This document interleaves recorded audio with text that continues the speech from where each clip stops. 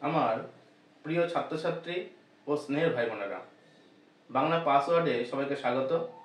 আজকে আমি ক্লাস 10-এর যে অভিষেক কবিতাটি আছে সেই কবিতাটি সম্পর্কে প্রাথমিক যে তথ্য সেই বিষয়গুলি আমি আলোচনা করছি। তোমরা অবশ্যই ভিডিওটিতে চোখ রেখো। আশা করছি এই কবিতা সম্পর্কে তোমাদের আর কোনো সমস্যা থাকবে না। তাহলে চলো শুরু করা যাক অভিষেক কবিতাটি।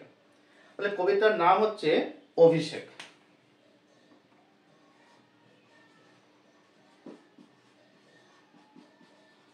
অভিষেক, কবি মাইকেল মধুসূদন দত্ত।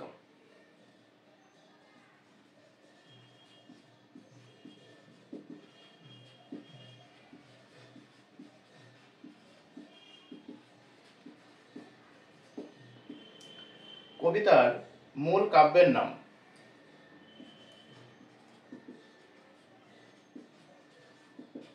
মূল কাব্য মেঘনাদ বধ কাব্য। মেঘনাদ বধ কাব্য এটি প্রকাশিত হয় 1861 সালে। প্রকাশ 1861। মেঘনাদ বধ কাব্যে মোট স্বর্গ আছে 9টি। মোট স্বর্গ 9টি। তার মধ্যে প্রথম স্বর্গের নাম হচ্ছে অভিষেক।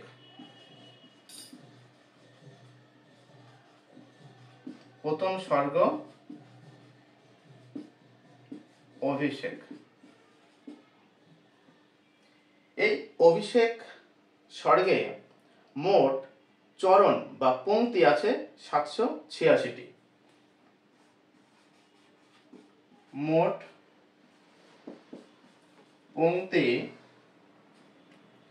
786টি। তার মধ্যে আমাদের পাঠ্য 657 নম্বর থেকে 762, অর্থাৎ 106টি পংক্তি আমাদের পাঠ্য। অভিষেক কবিতায় প্রবেশের আগে আমাদের প্রথমেই এর মূল সত্য জেনে নেওয়া দরকার। বিশেষ করে মাইকেল মধুসূদন দত্ত মেঘনাদ বধ কাব্যে বাল্মীকি রামায়ণ এবং কৃত্তিবাসী রামায়ণ থেকে কাহিনী তিনি নিয়েছেন।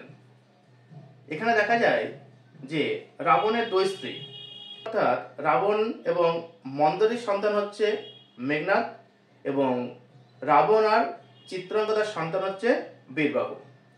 তো ভগ্নদূত মকরাক্ষের মুখে বীরবাহুর মৃত্যু সংবাদ শুনে রাবণ পত্নী চিত্রাঙ্গদা তার পুত্রের মৃত্যুর জন্য রাবণকে দায়ী করে।